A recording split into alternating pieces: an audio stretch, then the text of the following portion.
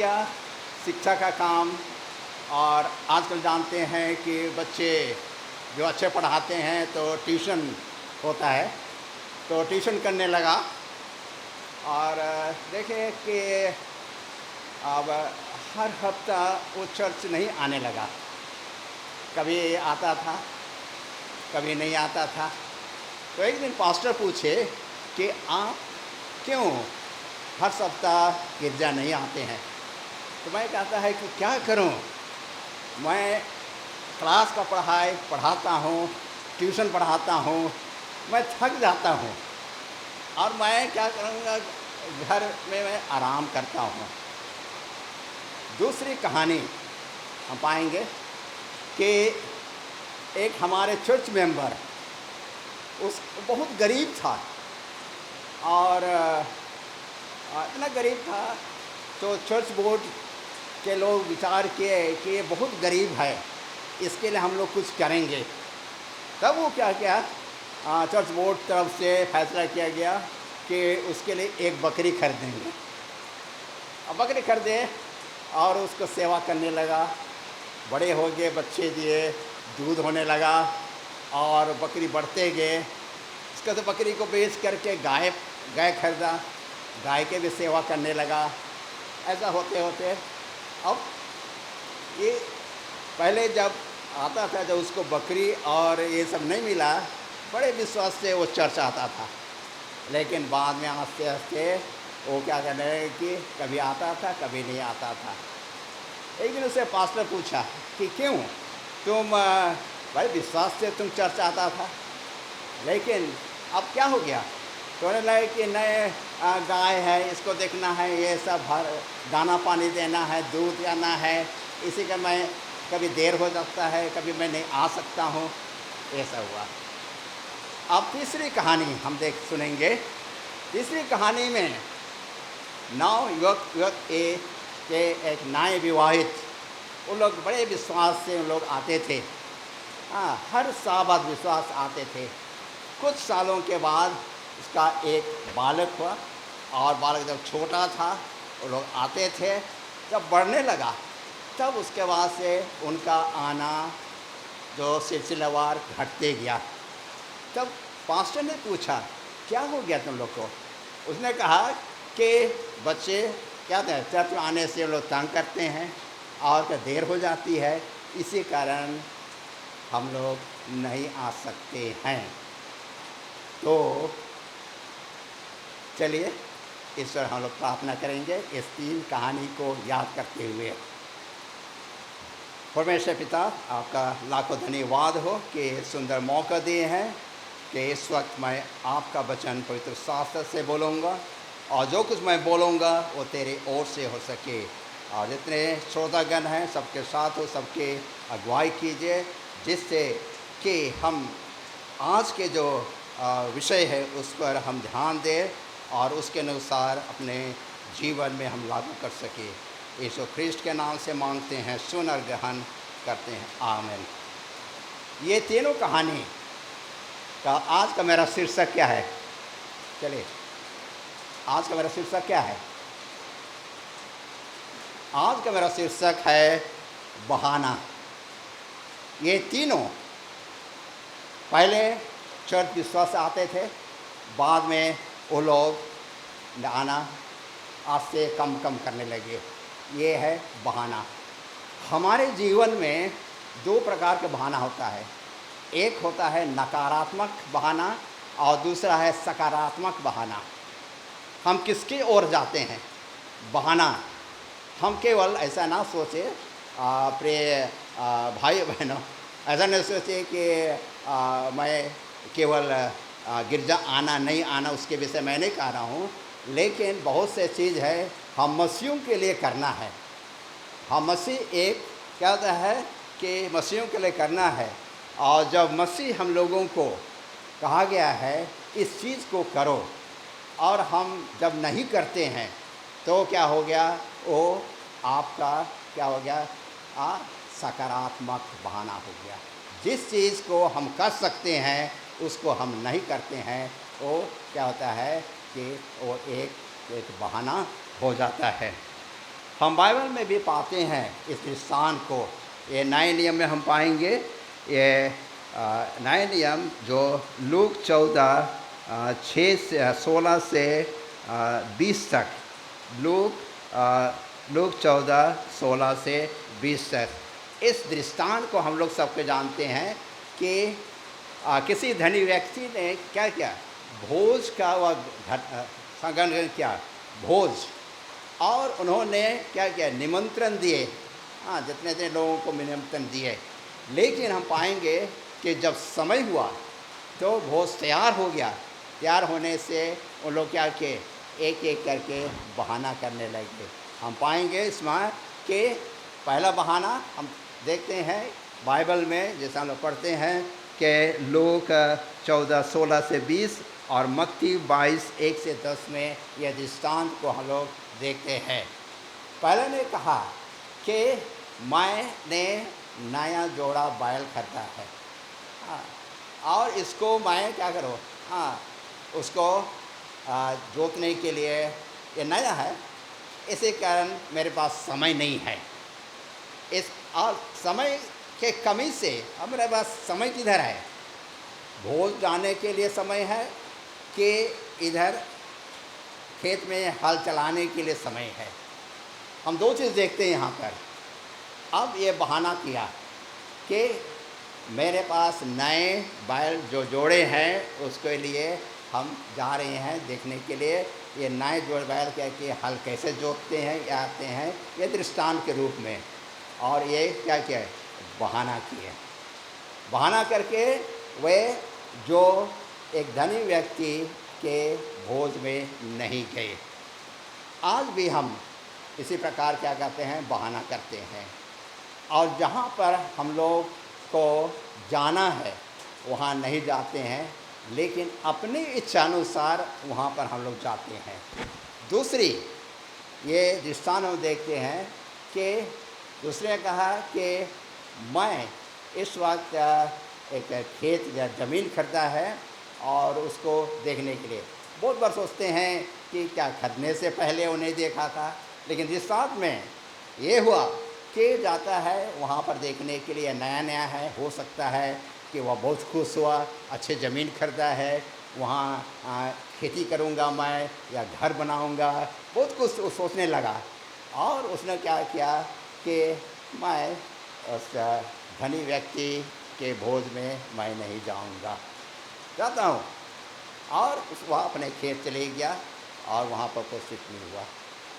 तीसरा में हम पाएंगे किसने कहा कि ये जो नव विवाहित दंपति वो लोग कहे कि नहीं, हम लोग नहीं जा सकते हैं, कि हम लोग उसके अलावा हम लोग कहीं दूसरे होटल में या कहीं पर हम लोग चले जाएंगे, ये भी सोचे, और उन्होंने ये जो कि भोज था उसमें नहीं गए।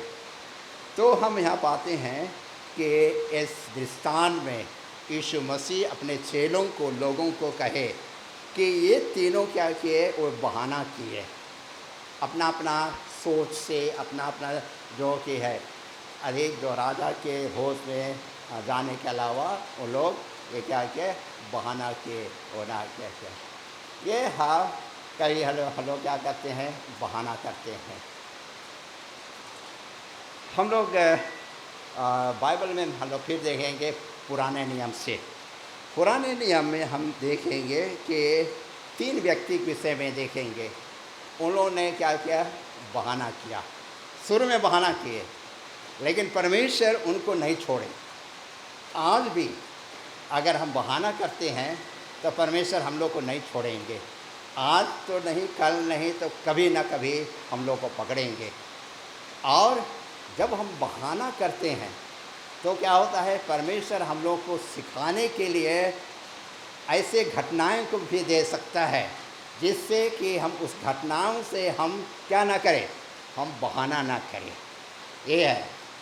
तो पहला हम देखेंगे कि मूसा को हम जानते हैं कहानी। वो मिद्यान देश चले गया क्योंकि एक मिस्री को उन्होंने मारा, और डर से वो लोग क्या किया, मिद्यान देश में चला गया। और एक अपने जो जेथरो जो ससुर थे उसके भेड़ बकरी वो लोग चराने लगा। तो देख आए कि एक दिन क्या हुआ कि जंगल में एक झाड़ी है, उसमें आग लगी हुई है, और देखता है कि आग तो नहीं बुझ रही है। उसके पास गया, और जब आवाज़ आई कि मूसा ये पवित्र स्थान है, हाँ, इसी कारण अपना जो जूती है या चट्टी हो या चप्पल हो उसको खोल लो और थोड़ा सा आगे बढ़ जाओ। और यहोवा ने मूसा से कहा कि देखो, मैं इस्राएलियों का रोना दुख तकलीफ मैं सुन लिया हूँ, इसी कारण तुम जाओ और क्या करो, मेरे लोगों से मिस्र से निकाल के बाहर करो। इसको हम लोग पाएंगे निर्गमन 14 उसका ये निर्गमन 4 अध्याय, जो कि खास करके 12 पद में हम लोग देखेंगे। इसमें कहता है कि जब परमेश्वर ने मूसा से कहे कि जाओ मेरे लोग को मिस्र देश से छुड़ाओ, तब मूसा क्या बहाना करता है? क्या बहाना करता है? मैं तो क्या होता है, हाँ, मैं तो उसके सामने मैं तो कैसे जाऊं, ओ मैं तो बोल नहीं सकता हूँ। हाँ, वो क्या किया, डर गया, क्योंकि वो जानता था कि मैं एक मिस्री को मारा है और इसके चलते मैं जाऊंगा तो मैं पकड़ा जाऊंगा। तो ये डर से वो क्या करता है, बहाना करता है। लेकिन कहता है कि जाओ मैं तेरे साथ हूँ। फिर कहता है कि मैं अकेला कैसे जाऊंगा, वो बहाना करने लगा। कभी कभी हम लोग भी बहाना करते हैं। हाँ, जब कभी सामने भेजा जाता है तो हम लोग कहते हैं कि नहीं, हमें अकेला कैसे जा सकूँगा, सॉन्ग सर्विस हुआ या कोई चीज़ के लिए भी, तो क्या कहता है कभी हम अकेला कैसे जाएंगे। फिर कहा कि तेरा भाई कौन है, हारून है, उसके साथ जाइए। उसके साथ जा कर के क्या कहता है, तो यहाँ हम देखते हैं कि मूसा क्या किया, शुरू में वह बहाना किया, लेकिन परमेश्वर ने उसकी क्या किया, उसकी अगुवाई की और उसे कहा जाओ। और मूसा और हारून जाते हैं, मिस्र देश जाते हैं, और वहाँ पर पाएंगे 10 विपत्ति होती है। और 10 विपत्ति के बाद क्या होता है कि ये मूसा एक क्या होता है कि जो असफल, जो कि लीडर कहेंगे अगुआ, असफल अगुआ या लीडर, ये क्या होता है कि ये सफलतापूर्वक एक अगुआ बन जाता है। कोई बहाना नहीं करता है, परमेश्वर उसके साथ थे और वे मिस्र देश से इसराइलियों को वह निकाल के वे बाहर किए। दूसरा हम देखेंगे कि यिर्मयाह के पुस्तक में हम देखेंगे, यिर्मयाह भी वो क्या करता है, बहाना किया। इसको हम लोग देखेंगे यिर्मयाह 1:6-9 में। यिर्मयाह 1:6-9 में तो परमेश्वर उनके पास यिर्मयाह को कहते हैं कि देख यिर्मयाह, मैंने तुमको चुना है, इस भविष्यवक्ता के रूप में मैं उसको चुना है। तुम क्या करो, तुम इस्राएलियों को, लोगों को क्या करो, मेरे विषय में बतलाओ। वे हमसे दूर भटक गए हैं, इसी कारण उनके पास जाओ। और उसने कहा, और उसमें यिर्मयाह जवान नहीं था, एक लड़का था। बोलता है कि मैं एक लड़का हूँ, मैं कैसे जाऊँ, कैसे बोलूँगा। वही क्या कहता है, एक बहाना करता है। आज भी देखते हैं कि बहुत से ऐसे बच्चे हैं जो क्या कहते हैं, बहाना करते हैं। बहुत ऐसे हैं जो बहाना नहीं करते हैं, वो लोग आगे हो जाते हैं कि हम क्या बोलें, क्या करें करके। लेकिन यहाँ पर यिर्मयाह क्या कहता है, बहाना करते हैं। और 9वां पद में हम लोग पाएंगे कि यिर्मयाह 1 उसका 9 में कहता है कि देख, मैं तेरा मुंह को क्या होता है, छूता हूँ। और परमेश्वर ने यिर्मयाह के मुंह से अपने अंगूर से छुआ और क्या किया, उसकी जो बोली को क्या कर दिया, एक अच्छा बना दिया, जिससे कि वह इस्राएलियों के बीच में जा कर के वो लोगों को परमेश्वर के विषय में वे बतलाए। अब आगे देखें कि जोना एक नबी थे और जोना को कहा गया कि तुम ननवे नगर जाओ और वहाँ पर तुम 40 दिन तक तुम प्रचार करो। यूहन्ना क्या था?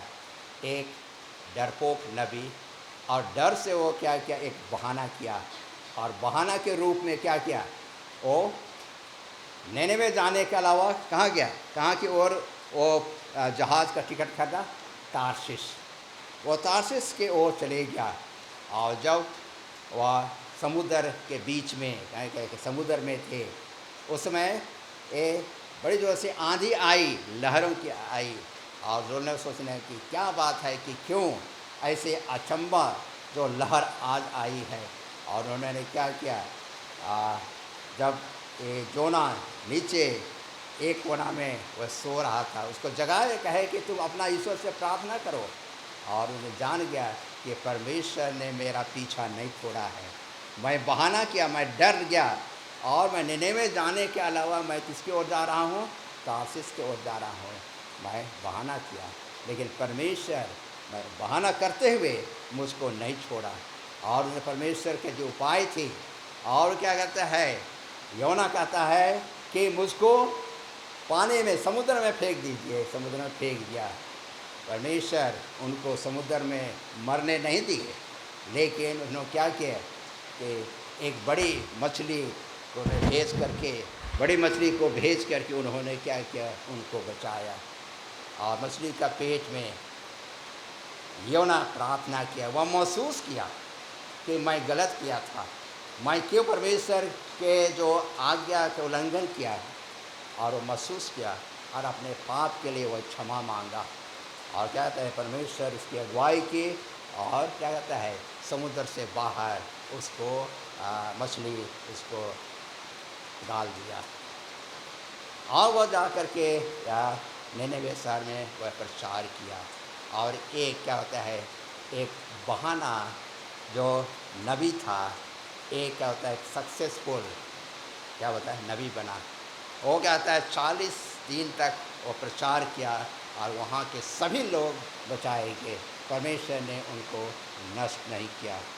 यहाँ हम देखते हैं जो शुरू में जो कहानी बताया, फिर उसके से नए नियम में हम दृष्टांत में देखे, और यहाँ पर हम पुराने नियम से हम 3 व्यक्ति के विषय देखे, मूसा, उसका से यिर्मयाह और योना। तो यहाँ जब योना के पहला अध्याय का 2 पद में परमेश्वर ने उसके आज्ञा दी थी कि तुम जाओ निनेवे नगर में प्रचार करने के लिए, और क्या किया, बहाना किया, लेकिन परमेश्वर उनको नहीं छोड़े।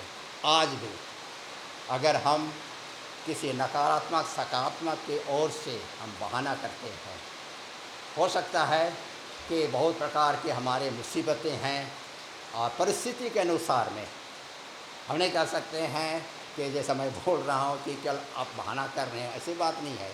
लेकिन जो परिस्थिति के अनुसार में जब हम बहाना करते हैं, परमेश्वर क्या कहते हैं, कभी न कभी हम लोग को नहीं छोड़ते हैं, कभी न कभी हमसे वे काम लेते हैं। और हम जितने मसीह भाई बहन इस यहाँ पर हैं, जितने भी हैं इस संसार में, हम परमेश्वर के दिए हुए जो वचन के अनुसार हम चले, ताकि हम एक दूसरे का जो सकारात्मक बहाना हम ना करें, लेकिन नकारात्मक बहाना हम करें।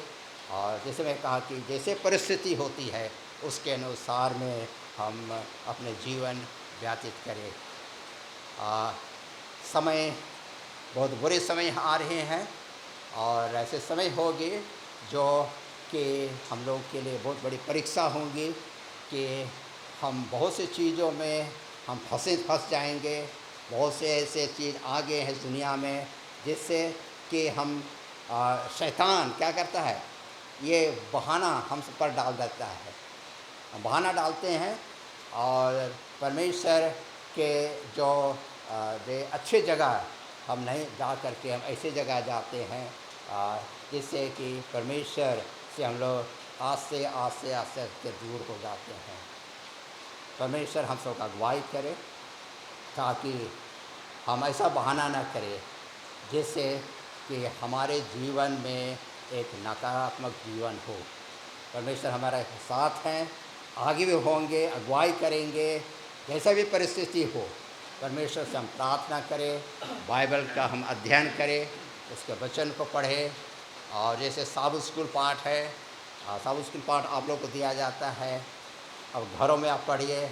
अगर समय नहीं होता है तो हमारे यहाँ चर्च में हम लोग साबुत स्कूल पढ़ते हैं, डिस्कस करते हैं, और हम लोग साबुत स्कूल पाठ पढ़ते हैं, और आप लोग सब मिल कर के हम लोग करते हैं। तो ऐसा ना हो कि हम कोई बहाना ना करें। परमेश्वर हम लोग के साथ है, अगुवाई करेंगे, और हमारे जीवन को नकारात्मक जीवन नहीं बनाएंगे, लेकिन एक सकारात्मक जीवन बनाएंगे। परमेश्वर इस छोटे वचन पर हम सबों को आशीष दे। आमीन।